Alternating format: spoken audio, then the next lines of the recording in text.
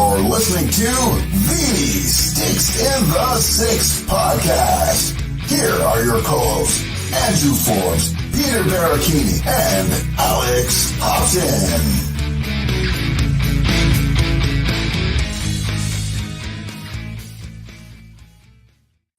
Good evening, everyone, and happy hump day. We are back with episode 177 here this evening. Peter, myself, I got my coffee beside me. No drinks tonight. I'm ready to go. I want to talk some Leafs. I want to talk about the horrific game that they played against the Columbus Blue Jackets. But before we get into all that, Peter, how you doing this week, buddy? Doing great, man. And, because we are on the Hockey Podcast Network, obviously you should know that we do a lot of watch parties. And, it was the first game of the year for me doing the watch party yesterday. So I said, Maple Leafs, Blue Jackets, why not, right? It'll be a good matchup. It'll be, it's the first time that the Maple Leafs are playing against Columbus ever since the passing of Johnny Gaudreau, as we are still all reeling about what happened. It's still emotional not seeing him play. With the Blue Jackets, it's still, again, everyone's still trying to wrap their head around it. But, at that point, it's just like, we're watching, we're talking, I gave a little spiel at the beginning, and then all of a sudden, Columbus hits. They score. JVR obviously in tight, where, JVR is known to score goals from, and then it just kept going after that. So it's like, I've come to the conclusion right now where I'm probably not going to not do watch parties, but it's like at the point now where it's like every single watch party I watch, it's not an easy game. Whether it's the comeback in last year's home opener, season opener with Matthews getting the Hattie and they win in the shootout. Maple Leafs leading Calgary, they come back and they win in overtime or another shootout. The game against Chicago and Bedard, it's like, where it's never an easy game. Even the game that we did when we were watching Toronto and Minnesota for that Swedish series, and Toronto looked good at moments, but then they lost it. So it's like, you know what? It's never an easy game with me watching or doing a live stream or a watch party. Shout out to Kyle for always putting up with, I know he's a Flames fan, but he comes on and he does a lot of the. He's a hockey fan. He's a hockey fan at heart. Yeah, he's a hockey fan. He does a lot of the watch parties. He makes his presence known, and that's what you want to see, right? But yeah, it's just that I just want to have a one watch party where it's not like, I know it's a regular season. It doesn't mean a whole lot right now, but I just want one easy game where it's like I don't have to critique them. Give the negatives. I want to talk about positives. I think the only one positive I took from that was just basically the penalty kill and Matthew Nyes. So, yeah, I mean, watch parties are back. Be sure to tune into them on the Hockey Podcast Network. They're always a lot of fun. Come in, ask some questions, give our takes. We'll give our thoughts, and then we'll, basically watch the game. And it's always a good laugh. But yeah, I at the point I want to feel like got to stop watching them, but I can't because they're just too much fun. Yeah, absolutely. I think you're gonna have to start counting your record every time you do a live show like that. Just see like, where we're at. I have a good the record's not bad. It's just sitting at 500 right now. I would say at least 500, yeah. But it's like every game, it's like I'm watching a playoff game, and it's just like I'm just here to have fun. I just want to have fun. But it's like not even fun watching a game on a live stream at this point. But it is what it is. But yeah, it's still a lot of fun regardless, giving my banter right now. So, well, I mean, if you're watching us right now, if you're watching live, you'll see the title of the episode, The Toronto Maple Leafs, A Tale of Two Teams. And it's been very much that in the last couple of weeks. I wrote a piece about the Leafs kind of staying in tight with the top dogs in the East. Their game against the New York Rangers, although it showed a 4-1 score on the scoreboard, it was really a 2-1 game with the two empty netters. We talked about that last episode. Then, of course, they jump into the game against the Tampa Bay Lightning with a big win there as well. Stolars, again, they owned them. Just stole the show. I think it was Michael Tracos that sent out a tweet afterwards with a picture of Vasilevsky's stick smashed in the hallway.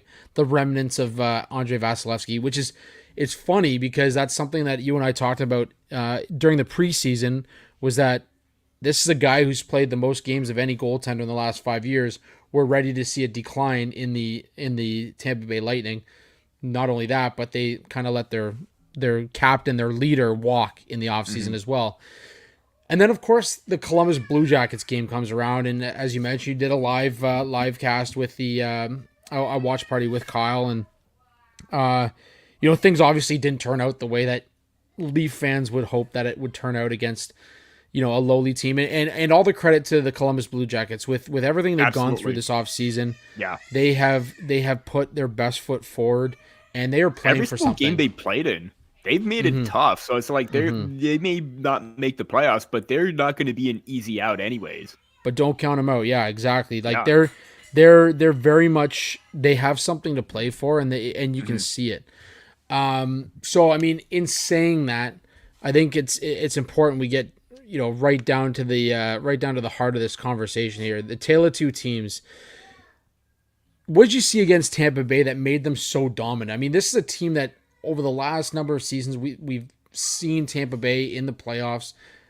There's been some back and forth. It's gone the distance, and obviously the Leafs got out of the first round against Tampa for the first time in however many years, 14, 15 years. What did you see this time around that just kind of set the tone? I mean, they chased Vasilevsky. What was different? Well, the one thing you said, they chased Vasilevsky. I mean, we know Vasilevsky is an elite goaltender, but you hardly see him get chased in any game. I mean, he has to be really off or something's really bugging him, the team, or whatever, for that to happen. And I want to say that this is in that game, I can say that the work ethic from the Maple Leafs, and we've seen it at points during the season, and you can tell with their play, is on another level, that they can match like the best teams in the league. One of them being the Tampa Bay Lightning, giving what they've done in the past. And from the beginning to end, the work ethic was there. They didn't waver. There was the bad bounce from Simon Benoit when he's trying to break up that play. He knocks the puck in.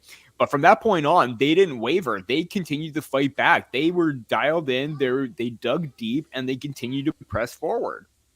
That's the kind of team that you want to see, that you could go up against the likes.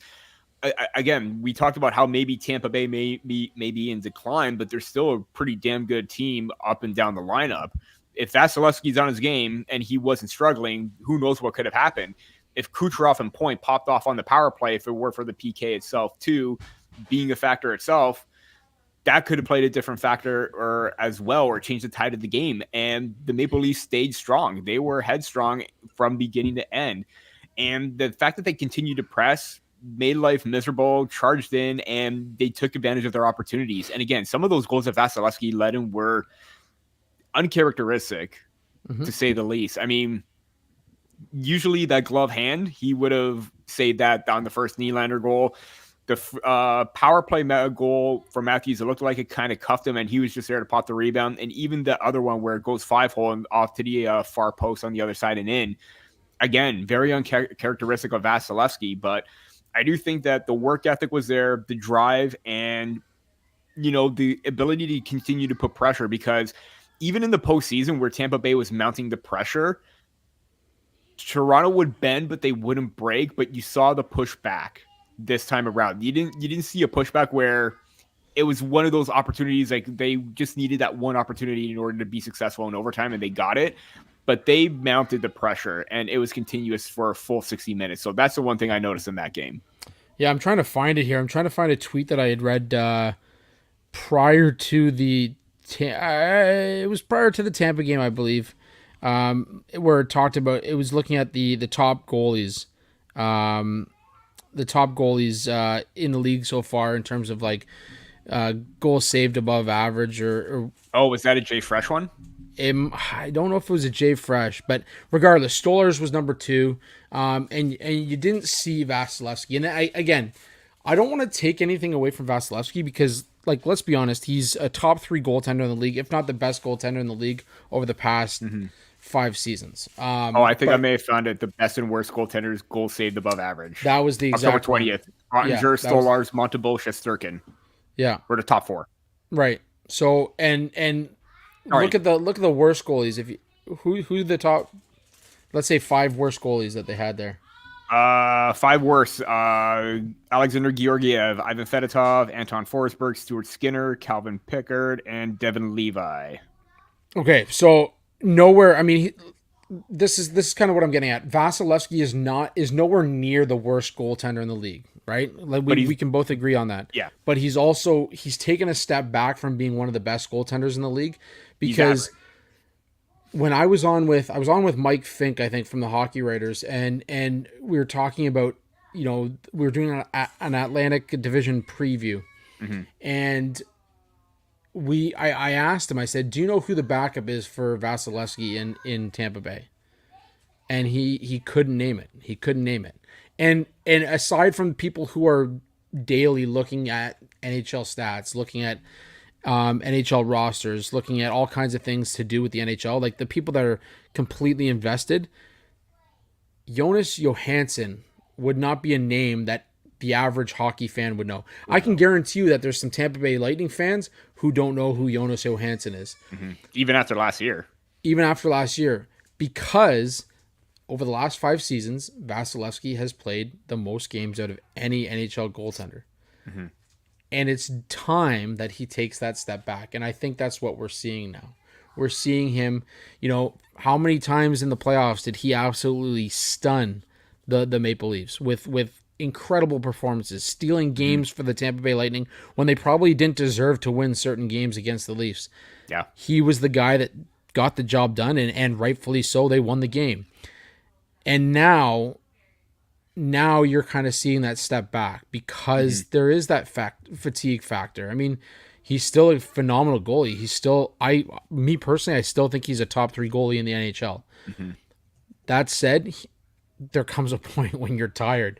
You're playing, let's say, 70 games a year. Let's say 65 games a year, for argument's sake. 65 games a year. And then you play 10 to 16 in the playoffs every year.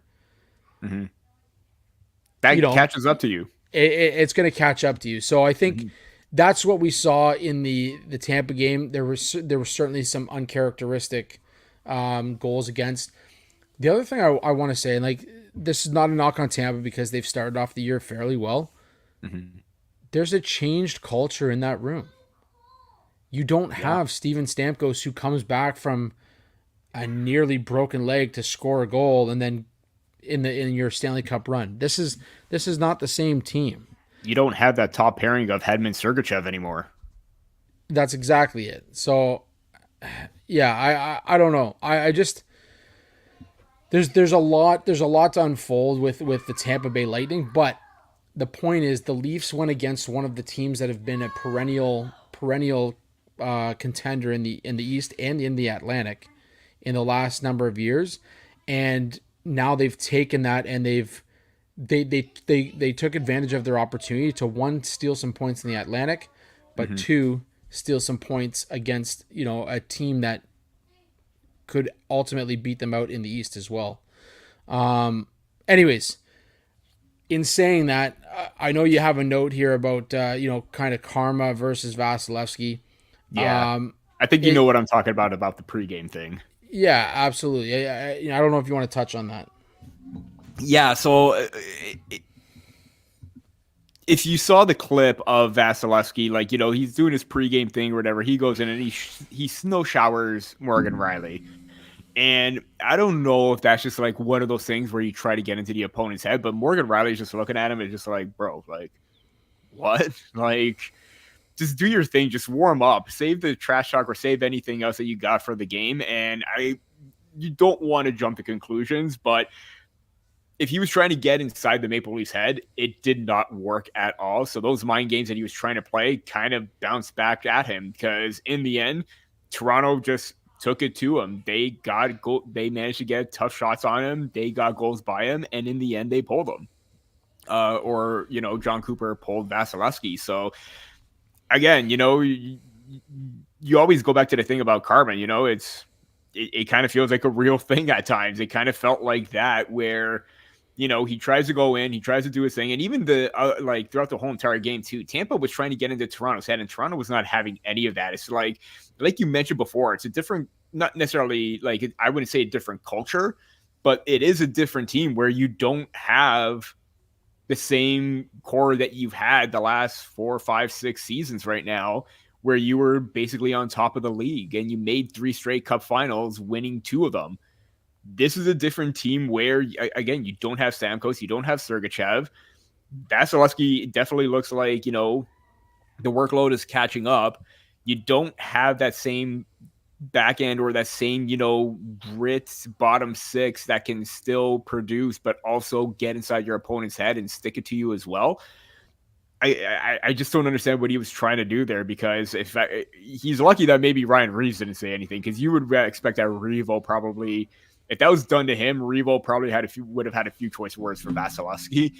But yeah, I think a lot of people were talking about that too online. It's just, what's the point of that? What did it do? It didn't get you the win. It basically backfired on you. Yeah, I'm glad you actually brought up Revo. I wanted to talk about that quickly. That little clip that of him where he was scratched last game, and he was still in the walkway, the hallway down to the ice level, still getting pumped with the guys, still doing his handshakes with Lorentz, and you still want to see that. And that's the culture that this team needs, and that's why. Like, there was a lot of conversation in the offseason that to bring in Pacioretty, to sign Robertson, you'd have to move Revo, and we talked about it as well. Is he a guy that might be an expendable piece? And I'm looking stupid about my expendable pieces and Joseph Wall right now, but but he's a guy that they needed in that room, and I think that's why they held on to it. They figured out what they could do to kind of maintain that that presence. He's a presence, man, and that's one of the things Pash said when he came in, is like, one of the best teammates I ever had was Ryan Reeves in Vegas, and it's more and more evident when you see things like that. And it was like something small. It was just a little clip that was posted to X, but it's definitely something that caught my eye and something that I thought like needed to be talked about, because I mean, here's a guy that's he's a black ace for the for the game, and he's down there just pumping the guys up, and it's culture. They need to have a culture change, and that's why I think it is so disappointing to see what happened in Columbus. It's not exactly what you wanted to see from this team. But before we do get to the game in Columbus, I wanted to have a quick word from our sponsors over at DraftKings Sportsbook. The quest for the Stanley Cup starts now. The puck's dropping on the 24-25 season. Get in on all the action at DraftKings Sportsbook, an official sports betting partner of the NHL. It's super easy for first-timers to get started. Try betting on something simple like picking a team to win. Go to DraftKings Sportsbook app, select your team, and place your first bet. Or you could do like I did and try and parlay a few last night. Obviously, the Frozen Frenzy was happening. I took the over at 99.5. And guess what, folks? It hit 98 total goals. Just missed that one, unfortunately. And if you are new to DraftKings, listen up. New customers bet $5 to get $200 in bonus bets instantly. Download the DraftKings Sportsbook app now and use code THPN. That's code THPN for new customers to get $200 in bonus bets when you bet just $5. Only on DraftKings, the crown is yours. Gambling problem? Call 1-800-GAMBLER. In New York, call 877-8-HOPE-NY or text HOPE-NY 467-369. In Connecticut, help is available for problem gambling. Call 888-789-7777 or visit ccpg.org. Please play responsibly. On behalf of Boot Hill Casino and Resort, Kansas, 21 plus age and eligibility varies by jurisdiction. Void in Ontario. Bonus bets expire 168 hours after issuance. For additional terms and responsible gaming resources, see dkng.co/ice. Copyright NHL 2024. All rights are reserved. Now, obviously, we just got off the idea of culture, and you. I think this is like a yearly piece for you. The Leafs tend to play down to their opponents, and it's something that affects this team so in such a big way. It affects their home ice advantage. I mean, we could be talking if they played the same way they played against some of the upper echelon of the NHL. You'd be talking about a team that could be a 3-time President's Trophy winner in the last 10 years. That said, the Leafs go into Columbus. They throw up a stinker. What did you see during your live stream with Kyle? I think the question is, what didn't I see? I mean, it was... Okay, I'm just going to start this off first.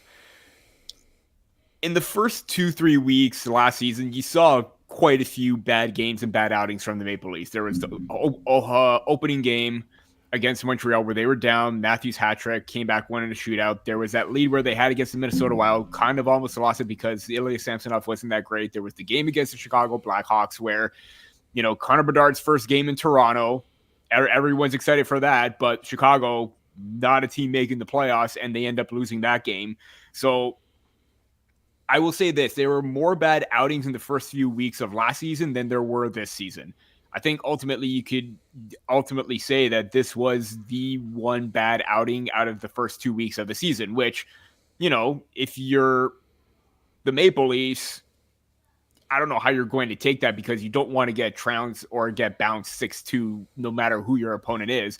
But like you said, this seems to be a yearly thing with the Maple Leafs where the struggles are evident, but I think with the makeup of this team this season and the way that they have played so far, I think it shouldn't be a concern, but it also has to be because this is happening time and time again, where you can't overlook the fact that you're wasting or losing costly points. Everyone is probably going to go back and think of game one this season. They got shut out 1-0 by Samuel Montembeault and the Montreal Canadiens. Fair point. Yeah, they got goalied, but Toronto was 100% the better team from start to finish, and they only had one power play goal, and that's Cole Caulfield, because Cole Caulfield is an absolute wizard with the puck on his stick. He's a sharp shooter. If you're going to get a difference maker in the game, it's definitely going to be Cole Caulfield. But again, you look at the numbers. Toronto had the dominance in shot attempts, scoring chances, high danger chances. They were the better team. Fast forward this time around, and even so, they were the better team against Montreal, and they looked pretty good against the New Jersey Devils in their back-to-back. Fast forward this time, better team against Tampa Bay, not so much against Columbus. So, yeah, I just don't know what it is with this team and not putting forth together consistent efforts. I will argue that you don't want to use back-to-backs as an excuse, but they had a strong game against a divisional opponent. This is their second back-to-back in as many weeks, because I know they had it at the start of the season. There's a bit of a week gap last week, and then this week it started off with Tampa Bay and Columbus. So, and also 3 games in 4 nights too, where it was New York, day off, Tampa Bay, Columbus. So maybe fatigue set in a little bit there because of the workload, because of the games. Can't understand that, but you can't overlook the fact that it was a bad outing. They didn't get their feet moving. Transitional game was off. They were giving Columbus too much time to work with, giving them all the time and space in the middle of the ice, and they capitalized on that. And you even saw, I think one moment summed it up perfectly about the Maple Leafs game was it was a delayed penalty, and Columbus was just playing keep away for a good minute and 20 seconds before Toronto actually touched the puck. That basically summed up that whole entire game where they just didn't have anything going for them. They couldn't even get a stoppage quickly on a delayed penalty. That's how bad the game was. But again, we're still early, 7 games into the season. Don't want to look too much into it, but it is a cause for concern given how this issue has plagued the Maple Leafs in the past, and they have given up costly points because it could be the difference between first place or a wild card spot. And these points really do matter no matter who your opponent is. And like we said, big shout out to Columbus, but you can't take your opponent lightly no matter who it is, whether they're at the top of the standings or at the bottom.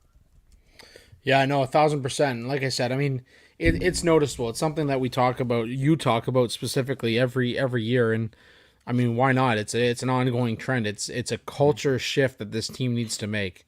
We've like the last 3 or 4 weeks, we've talked so much about culture in different dressing rooms and different around the league, basically, and the Leafs are in the midst of a culture shift. That's the goal right now, is to shift towards a team that's going to be perennial contender.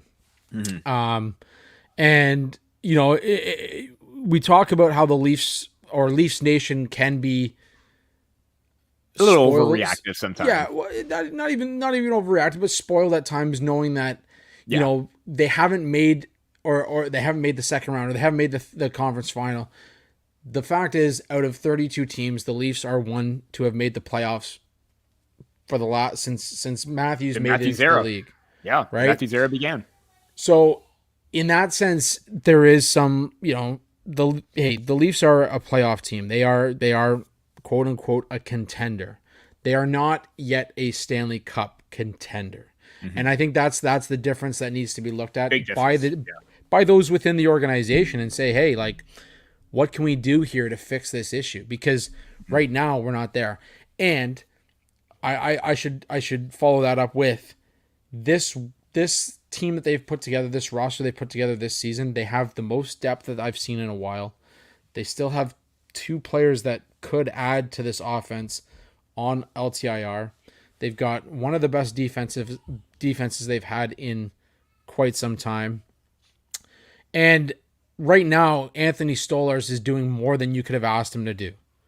Right? And I think that's what they need to recognize, is that he's done more than what should be expected of him coming in on the contract that he did. So in that sense, this team should be able to compete with, the best in the East. Mm-hmm. Then they go up and throw that stinker in Columbus, and I think that's where Leaf fans start to bite their fingernails and say, man, has anything changed? Is this the same team?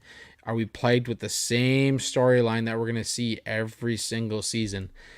And I know it's early. It's very early. This could be a one-off, but that's the question mark around this team. And I think that's the worry that Leaf Nation has 10 games into the season, wondering what the hell is happening when you lose to a team like Columbus. And it's funny because I'm working on something about this, how, yeah, it is a concern, but it may not be to the level where it is what it was last year. Like I said, we saw multiple games of Maple Leafs having bad outings, or, they got the W, but man, there were a lot of holes and a lot of concerns within their game. You're not seeing that right now. You're seeing a little bit of that change, and it has a lot to do with Craig Berube, Lane Lambert, Mark Savard still trying to get the power play going. So hopefully that's one of the main improvements that this team can work on. But you're seeing that commitment. You're seeing that north-south game. You're seeing that ability to be heavy on pucks and winning battles. That, to me, is the big difference maker this season. And Justin Bourne came out with a really good article about how different are the 2024-25 Maple Leafs from last season. And it's not just us that see it, but like a lot of media personalities, analysts are saying the same thing, that this is a different Maple Leaf team. And with Berube behind the bench, I want to know if this is having a big effect on them, because we want to see how they respond from this 6-2 loss. Sometimes when there was a bad game last year, it went on for stretches with Sheldon Keefe behind the bench. Let's see how they act with Berube and a new voice behind the bench this season. Because let's face it, Toronto isn't the only team to have about adding this season, whether they're a good team or not. I mean, the Edmonton Oilers are still kind of struggling at the moment right now. The Colorado Avalanche aren't getting good goaltending, and as a result, they're further down in the standings. So Tampa Bay, they're looking okay, but they're just okay. So it's like other teams are becoming a little bit more competitive. We're seeing a little bit more parity, and I like that. But it's not to the point where it's all doom and gloom for Toronto, where it's the same old story. But let's see what happens in the game against the St. Louis Blues, because I think you look at how Mitch Marner talked about the game, no one's sitting here with a smile on their face. And it kind of sounds like the same old repeated message over and over again. Flush it down the toilet, game's over with, can't do anything about it right now. That's him, quote unquote. According to from a piece from David Alter at the Hockey News, you did kind of hear in his tone where it is getting a little bit frustrating for him. And even Matthews kind of I want to see like what he does as a captain now to try and right the ship kind of thing. Right. Because this could be his first test of adversity right now as captain. Okay, this is something that's plagued us before. How do we get around it? Let's dig deep. Let's still play the game that has been successful for us to this point. where maybe it could be that one-off where maybe they were tired and maybe they just didn't have anything going for them. And, it definitely is something that I'm going to be looking at, especially with how they turn it around quickly with the game happening very soon. Can they come back and turn things around as good as they can, which, you even look at a game like the Pittsburgh Penguins where not a lot of people are going to have a lot of faith in them this season. And then the Maple Leafs have a good outing against a bad team. So if you're looking at it that way, they're technically 1-2 against teams that are below them in the standings because not everybody's putting a lot of faith in Pittsburgh right now. Yeah. I don't know. I think right now St. Louis is going to be a great opportunity because one, you have Robert Thomas out now for 6 weeks. So there's one less superstar on this team. The Leafs should be able to take that game. They should be able to take the game against Pittsburgh. There's a lot of opportunity here for the Leafs to pick up some points, and next 5 games, next 10 games are going to be very telling about how this team responds, especially because in the playoffs, you need to respond quickly. You need to be able to bounce back. You need to be able to, flush it down the toilet and pick up where you left off, right? But it'll be interesting to see, and I think I'm hoping from a Leafs Nation standpoint that the Columbus game is a one-off this season, that it's not going to be something that they experience time and time again throughout the year. That said, it's an 82-game schedule. There's ups and downs. There's highs. There's lows. It's Zach Hyman's got 0 goals and 0 assists. So, I mean, we can talk about highs and lows. There's a low right now, and he's the same. He's brushing it off. It's, if this happened mid-season, nobody'd be talking about it. Absolutely. If this happened mid-season, people would be saying, it's game 40 out of 82. Let's shake it off. So that's got to be the conversation, I think. And that's where the culture shift, I think, needs to happen, right? This team is getting older. You're starting to get guys in their late 20s, guys that, want to make that extra push come playoff time. So it'll be interesting to see how the Leafs shake it off. Anyways, that said, there's a couple of things that we want to touch on league-wide, and then I do want to touch on one thing with you CHL-wise that I will get to close out here. Just something, me, I don't throw things out here lightly, so I will kind of, I'm going to keep you in the dark for a few minutes here, but before we get to the league news. Hanging like that. I know. Before we get to the league news, just a quick word from our other sponsors over at Gametime. Are you looking for any sort of tickets to comedy shows? Get right into the laughs. Are you looking for hockey tickets this season? Feel that chill as the cool air brushes against your face and you're watching your favorite team play? Check out Gametime. This is a great app for finding tickets. Gametime Picks. They now have a new option, Gametime Picks, where there's a curation that makes it easier to save more on sports, concerts, comedy, theater, etc.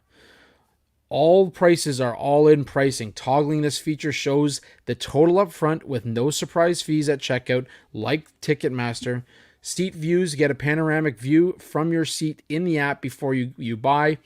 And the lowest price is guaranteed, or Gametime will credit you 110% of the difference. Gametime ticket coverage. Your purchase is covered with the most flexible customer service policy in the ticketing industry. For Leaf fans, are you looking to maybe catch Connor McDavid when he comes to Toronto later in November 16th? Right now, I know it sounds crazy, but tickets are as low as $220 in Toronto. $220 in Toronto. It sounds crazy, but to see McDavid, that's a hell of a price. Take the guesswork out of buying tickets with Gametime Picks. Download the Gametime app, create an account, and use code THPN for $20 off your first purchase. Terms apply. Again, create an account and redeem code THPN for $20 off. Download Gametime today. What time is it? It's game time. Okay, so quick note on league news. We saw that Oliver Ekman-Larsson, for only the second time in his 988 games played in the NHL, received a fine from none other than the Department of Player Safety and their fearless leader, George Peros. $5,000 for a reverse hit on Jake Gensel. You look, there's so much talk about Leafs fans having this conspiracy theory out there. This is one that people need to look into. I did a piece a while back. This was last season where I looked at the numbers and the suspensions and the fines handed out by George Peros by team. The Leafs are at the top, and it's not even fucking close. It's not close. Numbers don't lie. There's no conspiracy here. Look at the stats. It's science, folks. It's science. There's no conspiracy theory. That said, last night Jacob Trouba took out Justin Barron, and I mean it's a borderline clean hit. It's a vicious hit. We know Jacob Trouba hits hard. We know he also plays on the edge. We know he crosses the line, and we know that he has not been properly disciplined for some of those questionable hits. After the game, Martin St. Louis, head coach of the Montreal Canadiens, said that he felt like the hit was high, that it was a principal point of contact was the head. That said, if you watch the clip, I had you watch it right before we jumped on here. It did look like it was mostly principal point of contact being the chest. Chest here, collarbone kind of area. That said, anybody who's watched these questionable hits by Jacob Trouba over the past know that he does extend upwards. So he hits the chest, he extends upwards into the chin, kind of jerking the head back. Watch the clip. I'm not going to sit here and tell you what to believe, but watch the clip. This was a vicious hit. And Justin Barron, his head did jerk back. It's not clear if he hits it on the ice or not, but he was out to lunch after this. He was dazed. He was definitely dazed. And I'd be shocked if he's not going to miss time. I don't think it's been reported yet if he's going to miss time, but certainly a concussion. As for the hit itself, it's from a league standpoint, it falls, in my opinion, under a clean hit. From a player safety standpoint, where this league is trying, as they say, trying to trend towards making sure their players are taken care of, the extension of the legs pushing from the chest up into the head makes you wonder if this is a hit that should be looked at more closely. I'll put it there. Yeah. So I'm just doing a little bit of info or fact checking. Justin Barron is day to day with an upper body injury, so it doesn't really. So it's not an extended period of time. Yeah, day to day, but it could lead to something else if there's more, medical examinations or more news following after that.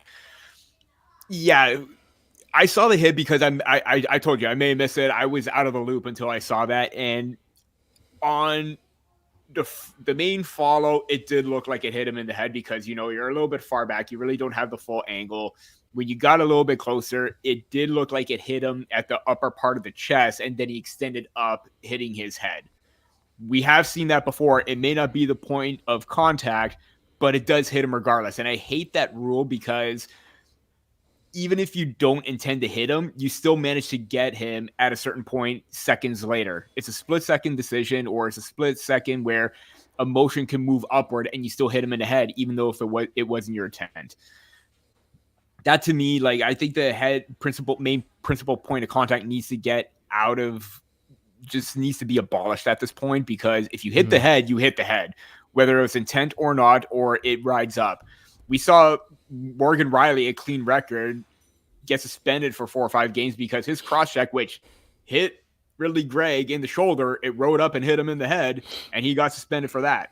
What difference is it whether you're using your arm to make a hit or your stick, kind of the way that Morgan Riley did? Stupid as it was, but, where's the consistency here? Whether it's a stick or an arm, it rode up and it got him in the head regardless. I do hope the fact that, or it should have been the fact that he left his feet too. When you leave your feet, that to me alone shows a little bit more intent. And with the player of Jacob Trouba's stature, you have no right to leave your feet. If you know how to make a hit and you could just stand your ground, he doesn't need to leave his feet in order to do that. He did, and that to me is where leaving that feet, going for that extension is what made it 10 times worse. And that to me, you're telling me that hit was not as bad as OEL's, reverse hit in the Jake Gensel, who is, on the smaller side, and he gets $5,000 and Jacob Trouba gets away scot-free. Zip. Again, nothing. Where is the consistency in all of this? This is what pisses a lot of people off. Like, it really does. Remind me. I'm going to try and find those numbers from last season. Obviously, they won't be updated for what's taken place since, but I'm going to try and find those. I think it was Jeff Fayette. It's a general good picture. Yeah, I think it was Jeff Fayette who actually posted the numbers. I'll have to take another look, but regardless, yeah, this is where it's like the line. Like, technically speaking, he didn't leave his feet until after the contact, but the way that he extends himself into hits, and we've seen it on multiple occasions with him. It's not just this is not the first time. I was about to say, dove into the boards. Where he dove into the boards and he nearly took up, who was it, Martin Necas's head last year? Yes, in the postseason. Yes, like that is uncalled for. He extends to the point that it's drawing him off his feet, and that's got to be a focal point for the Department of Player Safety. Like, it can't just be, it can't just be like. Anyways, we're throwing shit at the wall and hoping that sticks with the league and the Department of Player Safety. Meanwhile, we're a small time league podcast, so it'll be a cold day in hell when there's actually some consistency. Yeah, it's holding people accountable, and you're not getting that. When you don't hold people accountable, they continue to step out of line. Simple. It's managerial management 101. Yeah. Anyways, before we close it out here, I do want to. Like I said, you know me. I don't bring things up on here lightly. I'll circle back to the 5 junior players, and when I mentioned a name that I believed was involved, I was essentially proven right. So I don't bring things up here lightly unless I have some legitimate belief or source that can kind of back me on it. I don't want to get into the details yet because I did actually. I don't know if he's going to respond, but I reached out to Jeff Merrick actually, and to see if he'd help me kind of dive a little deeper with the sources that he has. And I haven't heard back, but in saying that, I received word in the last couple of days here that there's an OHL team that so there's multiple issues here. So billet families get 2 free tickets. Prices for their extended family or family that lives within the billet house has jumped almost 200%. The team itself was seeing their I think they get like $50 every week or something like that, spending money. Because obviously these kids aren't working regular jobs. So they get $50 a week. The team was not seeing the money on time. And the team was not being fed properly on the road. These kids who are ranging from 16 to 21 were basically having to fend for themselves on the road. So again, I'm not going to get into the details. I want to kind of look into this a little bit more and hopefully get a little bit more information about it. But I will say, the OHL has a lot of deep-rooted issues. And I think we can all agree. It's been coming out more often. More and more. Rick Westhead just came out again that there was 4 or 5 OHL players, major junior players that have been accused in November 2014. That new sexual assault too. Yeah. So I mean, I think there's a bigger conversation here. I wanted to get it out there because I think we need to use our platform to kind of like have this conversation. And if there's kids and teams, and I mean, these kids are being sent away from home to go play hockey, and if they're not being treated properly by an organization, it needs to be a conversation. So, like I said, I'm not going to out anything about who it is or what's going on or why it's happening or where my sources are coming from. but I will say that it needs to be a conversation. It will continue to be a conversation. I'm going to dive deeper into this as much as I can in my own time to try and figure out where the validity in this lies.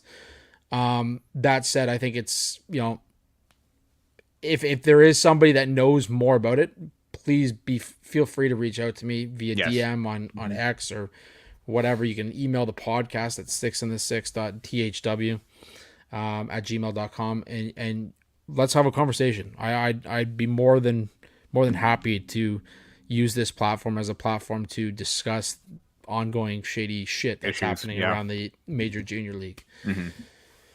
Okay, outside of that, Peter, that's all I got this week. Shorter episode. You got anything to add before we close it out here?